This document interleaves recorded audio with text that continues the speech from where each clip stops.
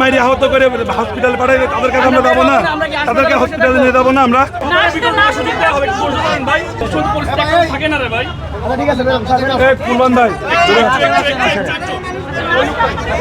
Police তো হাসপাতালের staff করে নিরাপত্তাটা বাইর করে দিল, সাধারণত পাবলিক তো কোনো নিরাপত্তা দিল না। হ্যাঁ, জুলাই আন্দোলনের রুগী আমি প্রেস ক্লাব। এখানকার যারা স্টাফরা আছে তার এখানকার পেশেন্টের উপরে হাত উঠাইছে, তো আমরা এটা শোনার পর ওখানে যারা ছিল সবাই এখানে চলে আসছে এদের অবস্থাটা দেখার জন্য।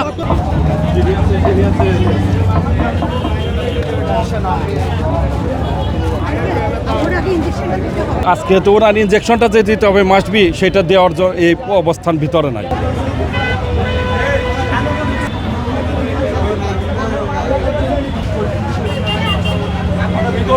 আমি ধরে ঠেকাতে পারি না, আমি যে ধরে আছি তাও আমাকেও শুদ্ধ মারতেছে। কেন আপনাকে মারার কারণ? আমার ছেলেদের মারতেছে, আমি ধরতেছি তাই।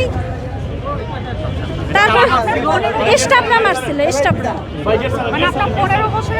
জি জি জি, আমার 15 বছরের বাচ্চা, তো ও তো কোনো অপরাধ করে না। আরে গেটটা খুলে আপনাদের সামনে তো বেরোলো, পুলিশ এখন আমাদেরকে ভিতরে ঢুকতে দিচ্ছে না। আমরা চিকিৎসা নেবো, আমরা হসপিটালে ভর্তি, আমাদের এখন আমরা বাইরে বাড়াইছি একটা ওষুধও, কারোর একটা ওষুধ নিতে, কিন্তু আমরা আহত যাদেরকে আহত করে দিয়েছে তাদেরকে হসপিটালে দিয়ে আসতে গেছি, এখন আমাদেরকে ভিতরে ঢুকতে দিচ্ছে না পুলিশ। আমাদের অপারেশন থিয়েটারে নেওয়া হয়েছে, নিয়ে 5 মিনিট বসার বলছে, বসেন আপনি 5 মিনিট পরে আপনার অপারেশন হবে।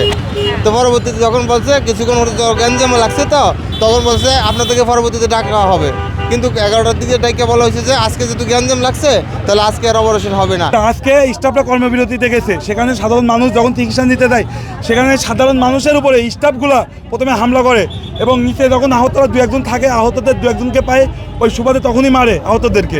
আহতদের মারার পরে সরাসরি আমরা আহতরা উপরে ছিলাম, আমাদের কেসি গেটটা তালা মারা ছিল, আহতদের উপরে ওইভাবে ওরা হামলা করে। এই আপনার এখানকার চক্ষু বিজ্ঞানের স্টাফ যারা আছে এরা সব কয়টার এদের হারাম যে টাকাগুলা এক কথায় যে আপনার ইমার্জেন্সিতে যে এই যে টিপস যেগুলো নেয়, এক কথায় ড্রেসিং করে যে 100-200 করে টাকা নেয় বা সিরিয়ালে টাকা নেয় বা অন্যান্য ওষুধের টাকা নেয়, এগুলো সব আহতরা থাকি আর নিতে পারছে না। আহতরা সেই সিন্ডিকেটগুলো ভাঙিয়ে দিচ্ছে, এই জন্য এই কাজগুলো করছে এরা।